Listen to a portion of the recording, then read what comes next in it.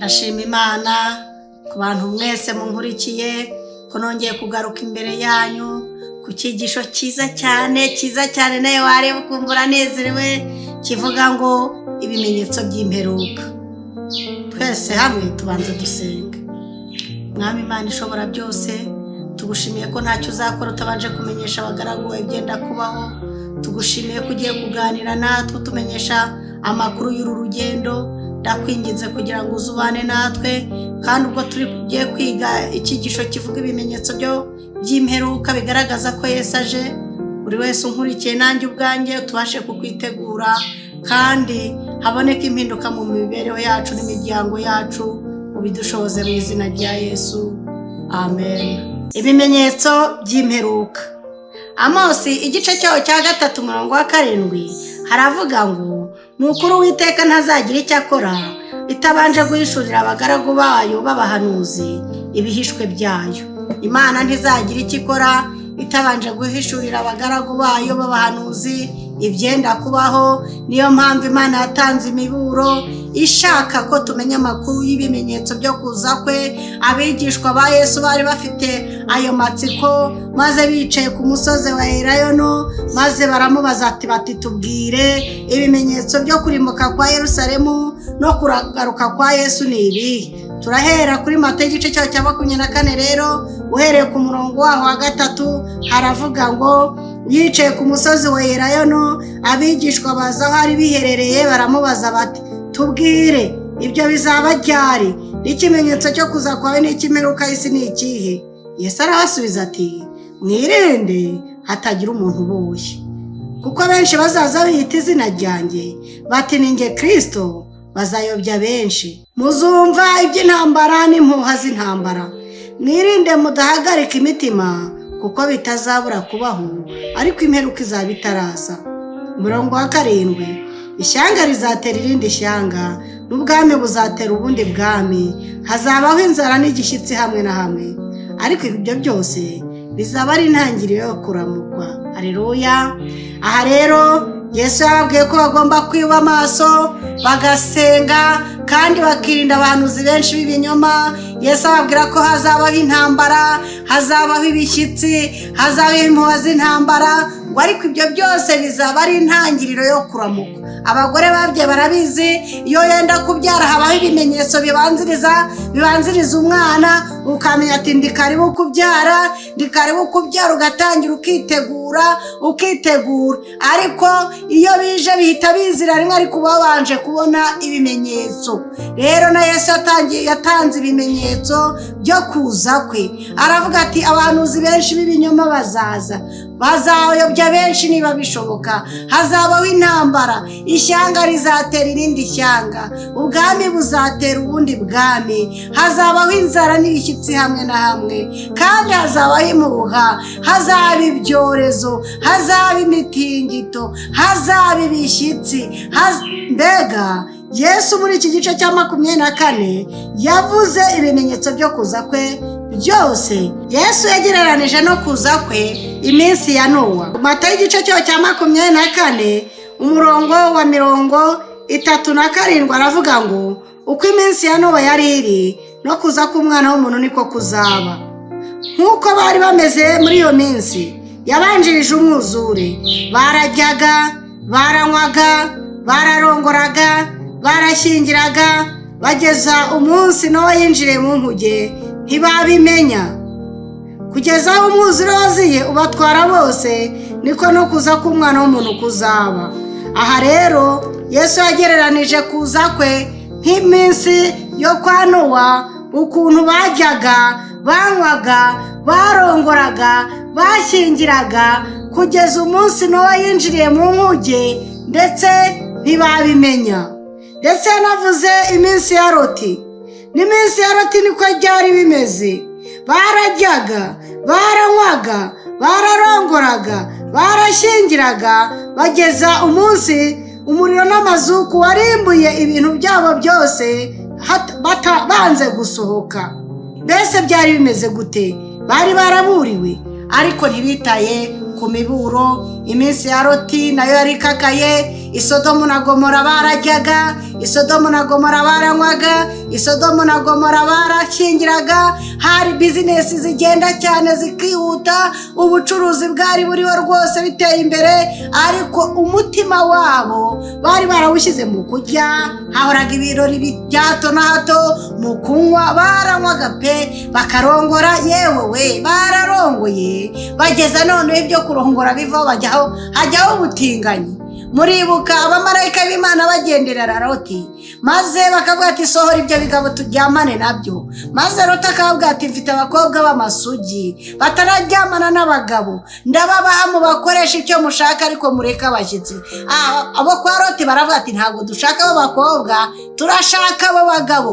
Urumva icyaha cy'ubusambanyi cyari cyarashayishije, bituma nabo barimbuka. Umuriro n'amazuku watwitse imitungo yabo yose, bya bindi bakoreye badasinzira amanywa n'ijoro, bya bindi byababujije gushaka Imana n'umutima wacu wose, ibyo byose birataga byaratwitswe, hasiga ntagira na kimwe, uretse Loti warokokanye n'abakobwa be bonyine, nabwo mbega ibyo abantu baruhiye byabamariye iki? Ko n'abantu bapfanye nabo, kuko ibintu byari bifite abo bantu, ntabwo abantu aribo bari bafite ibintu, bari bariziritse ku bintu cyane, bananirwa kwita ku miburo. Imana ivugana nabo ntibayumva, Imana itanga imiburo, Isodomu ntibita ku miburo, bagaseka nk'uko nawe ushobora kubyumva bino byigisho ukabica amazi ugaseka, ariko nyamwanga kumva ntiyanze no kubona. Ni ukuri ndaguhendahenda ngo ugira ngo utamera nk'abo mu minsi yo kwa Nowa, utamenya nk'abo mu minsi yo kwa Loti, baraburiwe ariko ntibumva, ariko ntibanze no kubona.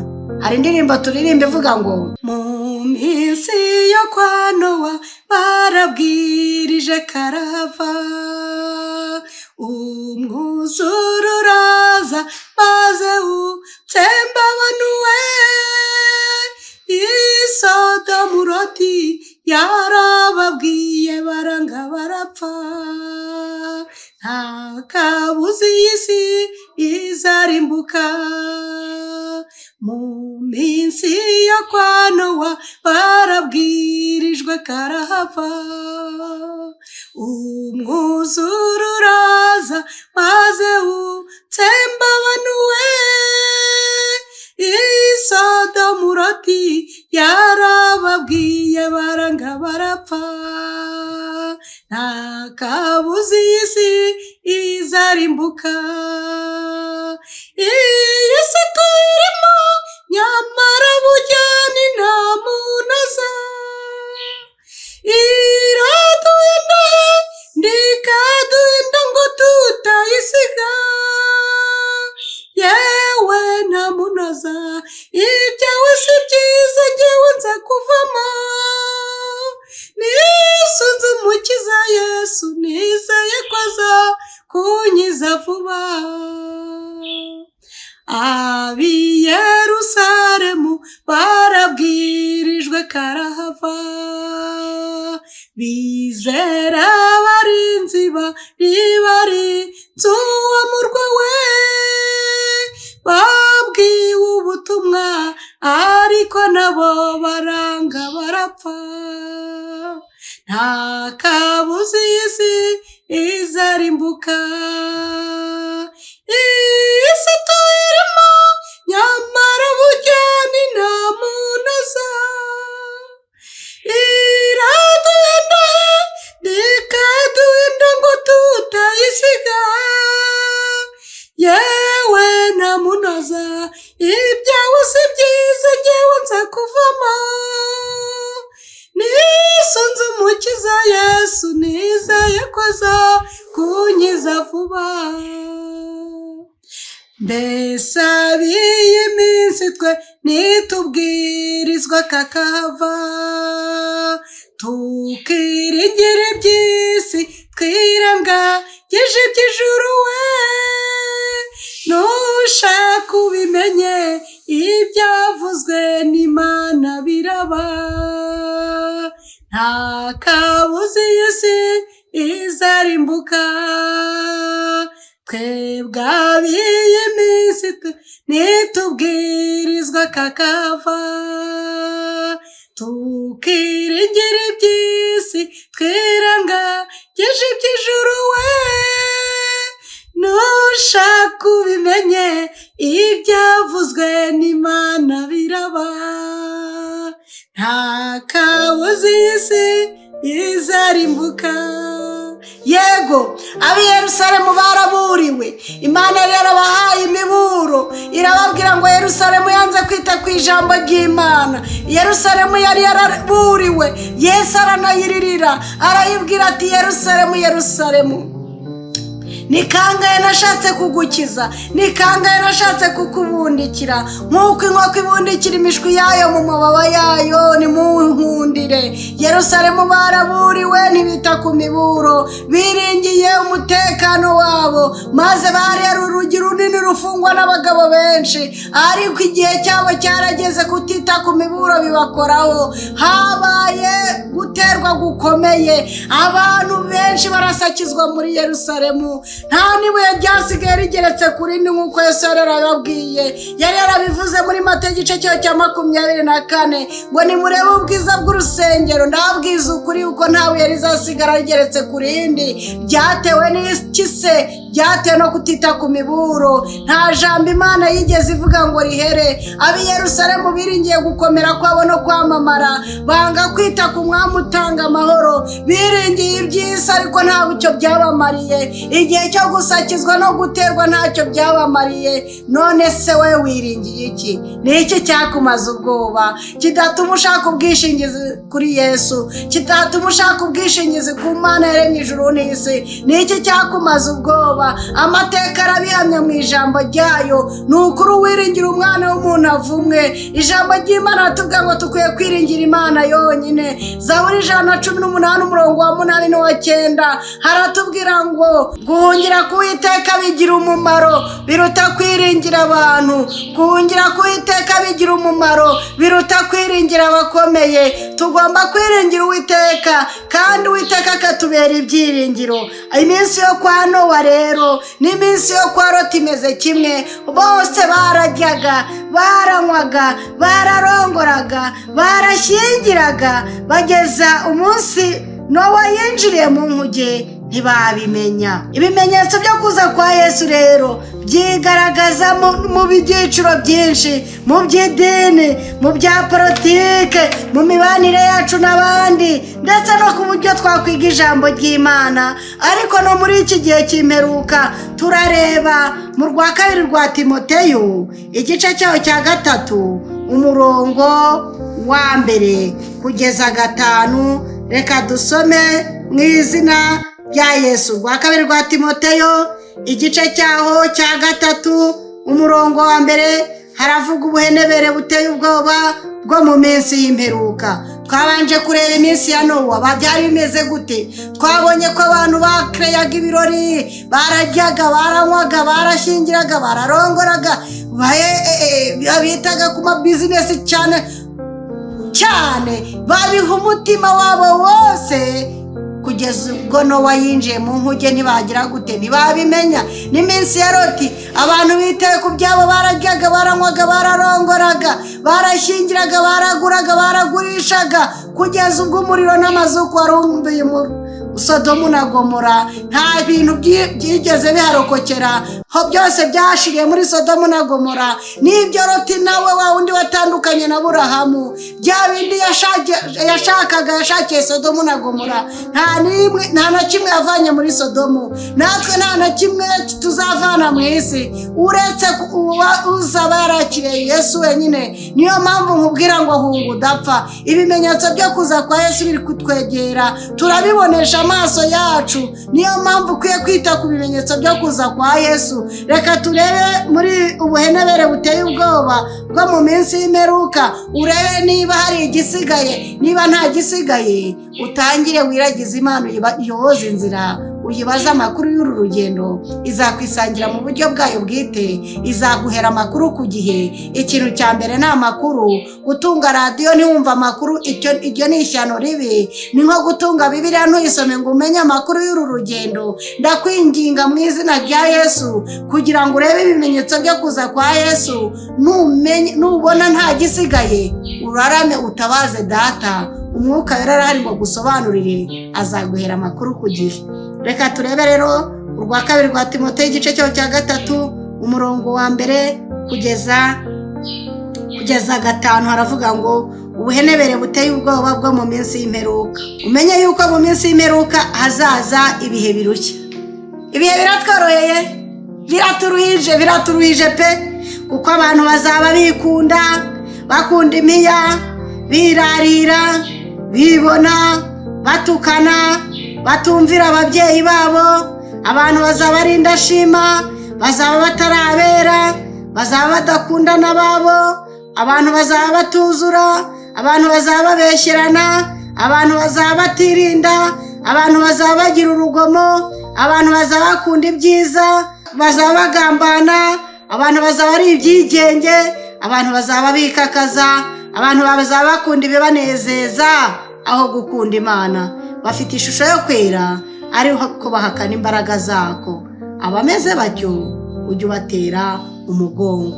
Ubu ni ubuhenebere buteye ubwoba bwo mu minsi y'imperuka, uko abantu bazabikunda, bakunda imiya, birarira, batukana, babeshyerana, bagambana, batuzura, batubaha ababyeyi babo. Ibi byose ni ibimenyetso byo kuza kwa Yesu. Turabibonesha amaso yacu bidusohoreyeho tukagira ngo ni ibisanzwe. Nyamuneka nshuti muvandimwe nkurikiye kandi nkunda na Yesu akunda cyane, ndakwinginze kugira ngo wite ku bimenyetso. Nabyo udasobanukiwe ubaze Yesu, utabaze Data wa twese mwiza, usenga mu mwaka makuru ku gihe. Azagusanga mu bicuku bya nijoro, ntazabura kukugenderera. Umuntu uyoboza inzira ijya mu bwami bw'Imana, Imana izamwiyereka. Uzabigerageza uzambwira.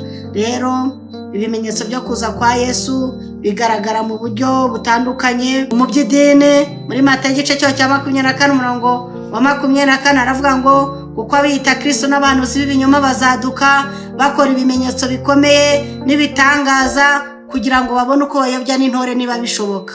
Aho ni Matayo igice cyo cya 24 umurongo wa 24. Murumva abahanuzi benshi bavuga ngo Imana yavuze, nyamara ijambo ry'Imana ramwa ngo bazabona ishyano bavuga ngo Imana yavuze itavuze. Abahanuzi benshi b'ibinyoma Yesu yarabihanuye bazaduka bakora ibimenyetso byinshi, bakora ibitangaza byinshi. Bibiliya irambwira ngo bazayobya n'intore niba bishoboka, ariko Yesu ati dore mbibabwiye bitari byaba. Abahanuzi benshi baraje baradutuburira, nanjye ubwanjye barantuburiye, baravuze ngo Imana yavuze itavuze.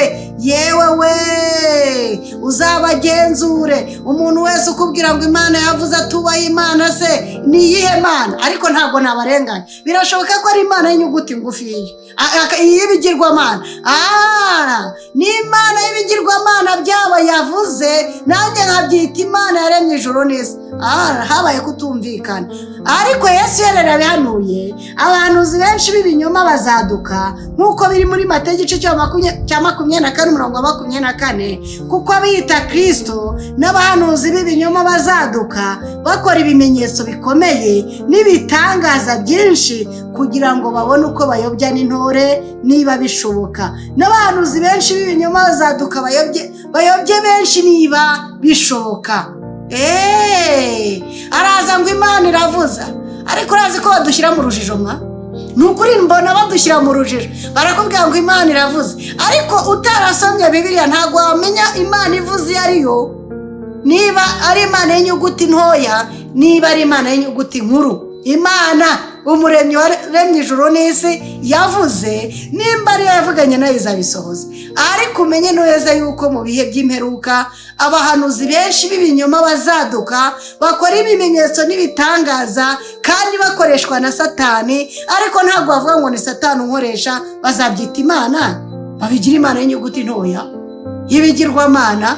Ibigirwamana byabo bibakoreshe, babyitirira Imana. Ariko Yesu aravuze ngo mbibabwiye bitari byabo. Umuntu nkurikiye ntago ari ugusebanya, ariko Yesu niwe wabivuze ko abahanuzi benshi b'ibinyoma bazaza, biriho mu bihe byacu. Umuntu wese akavuga ngo Imana yavuze, kandi ijambo ry'Imana atubwira ngo tugenzure imyuka yose ko yavuye ku Mana. Umuntu wese uvuga izina ry'Imana nave mu bidatunganye, ariko umuntu uvuga izina ry'Imana akagumya kwikorera ibyaha ko yishakiye, umva nkubwire uzaperereza umwuka umukoresha uwo ari we. Rero Yesu yatanze ibindi bimenyetso byo kuza kwe mu bya politike. Matayo igice cyaho cya 24 umurongo wa 6 n'uwa 8 yaravuze ngo muzumva iby'intambara nimuhaze intambara, mwirinde mudahagarika umutima, kuko bitazabura kubaho, ariko imperuka izaba itaraza. Ishyanga rizatera irindi shyanga, n'ubwami buzatera ubundi bwami, hazabaho inzara n'ibishyitsi hamwe na hamwe, ariko ibyo byose bizaba ari intangiriro yo kuramukwa. Niko Yesu yavuze yuko ibyo byose bizaba ari intangiriro yo kuramukwa. Ishyanga rizatera irindi shyanga, ubwami buzatera ubundi bwami, hazabaho inzara, hazabaho ibyorezo, ariko ibyo byose bizaba ari intangiriro yo kuramukwa. Mubirebere ku mugore utwite, bya bindi bibanziriza umugore utwite kugira ngo mbere haze umwana, hari ibimenyetso biza simusiga bimwereka ko umwana yitegura kuvuka. Rero ibyo bizaba ari intangiriro yo kuramukwa. Turabona n'ikindi kimenyetso mu mibanire y'abantu n'abandi. Yesu yavuze muri Matayo igice cyaho cya 24 umurongo wa 10 kugeza 13, aravuga ngo abantu bazangana, abantu bazagambanirana, abahanuzi benshi b'ibinyoma bazaduka, kandi ubugome buzagwira, urukundo rwa benshi ruzakonja. Twajya ku murongo wa 13 aravuga ngo ariko uyihangana akageza imperuka uzakizwa. Haleluya! Turasabwa kwihangana muri iyo si irimo abantu bangana, bagambanirana, babeshyerana, mbega irimo ibinyoma byinshi, irimo abahanuzi benshi b'ibinyoma, ariko Bibiliya irambwira ngo uyihangana akageza imperuka niwe uzakizwa. Bizagaragarira mu byaremwe, tuzabona imitingito, imyuzure, imishyitsi hamwe na hamwe. Ibyo byose ni ibimenyetso byo kuza kwe. Wajya muri Matayo igice cyaho cya 24 umurongo wa 24, nuko namwe mwitegure, kuko igihe mudatekereza aricyo umwana w'umuntu azaziramo. Mu ijambo ry'Imana birabivuga ngo iki rero? Mu ijambo ry'Imana tubona muri Matayo igice cyaho cya 24 umurongo wa 14 haratubwira ikimenyetso cya nyuma kivuga ngo kandi ubu butumwa bwiza bw'ubwami buzigishwa mu isi yose, ngo bube ubuhamya bwo guhamiriza amahanga yose, nibwo imperuka izahera kwize. Muntu nkurikiye, iyo bimenyetso byo kuza kwa Yesu urabyumva no mu makuru hirya no hino ku isi. Wumva mu makuru, mu mateleviziyo, intambara hirya no hino ku isi bizirayogoza ibintu, imuhazi intambara hirya no hino, inzara n'ibishyitsi hirya no hino, imitingito ikica abantu. Ibyo byose ni ibimenyetso bigaragaza ko Yesu aje. Mbese uriteguye? Mbese njyewe ko naburiwe kenshi, mbese nditeguye? Mbese kuki wazatungurwa kandi waraburiwe? Nyamuneka unkurikiye, ndaguhendahenda mu izina rya Yesu, kugira ngo ushakashake kumenya ibyo umwami ashaka, kandi uharanire kumenya ibimenyetso byo kuza kwa Yesu. Nawe wabonaho n'ibindi ntashoboye kuvuga, ariko ubwo tubyumva mu maradiyo yacu na televiziyo, ibimenyetso byo kuza kwa Yesu birihuta cyane, biri kugaragaza ko umwami wabamaje. Noneho ntabwo azaza yambaye ikamba ry'amahwa, ntabwo azaza yambaye ikamba ry'amahwa, ntabwo azaza bamushungereye, ahubwo azaza ari umwami w'abami, ari umutware utwara abatware. Azaza aje gutanga ingororano. Abamukoreye, abahisemo kumwakira bazagororerwa, abahisemo kwita ku miburo bazagororerwa, abahisemo kwakira ijambo rye bakakira Yesu Kristo utanga amahoro, utanga umutekano, bazahembwa kuba mu munezero wa databuja, bazahembwa kuba mu bwami bwo mu ijuru. None kuki utamwakira? Ko turebye mu byanditswe byera ukuntu ibimenyetso byo kuza kwe biri kwihuta, ukuntu twahereye mu minsi ya Nowa, iminsi ya Loti, ukuntu ab'i Yerusalemu baburiwe ntibite ku miburo, ukuntu aba kwa Nowa baburiwe ntibite ku miburo, ahubwo bagahugira mu kurya no kunywa no kurongora, ukuntu aba kwa Loti ari uko nabo baraburiwe ntibita ku miburo, bahugira mu kurya no kunywa no kurongora no mu mabizinesi atandukanye. Mbese we n'ibiki bikuvugije?